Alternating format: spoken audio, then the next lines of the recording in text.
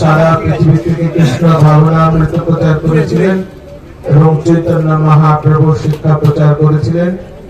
তার অনুপ্রেরণায় ইসকনে আন্তর্জাতিক কৃষ্ণ ভাবনামৃত সংঘ বা ইসকন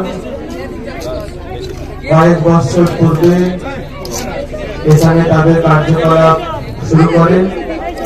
বর্তমানে ইসকন একটি স্থায়ী ব্যবস্থাপনা তৈরি করেছে এবং এখানে তীর্থযাত্রীদের প্রসাদ বিতরণ প্রতি বছরের ন্যায় জানুয়ারির 12 তারিখে প্রসাদ বিতরণ শুরু হয়েছে।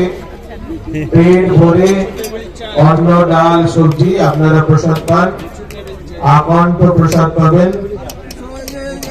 ভগবানের প্রসাদ এটি শুধু খাবার নয়, এটি ভগবানকে জগন্নাথকে নিবেদন করা হয়েছে এবং আপনারা প্রসাদ হিসাবে এটি গ্রহণ করুন।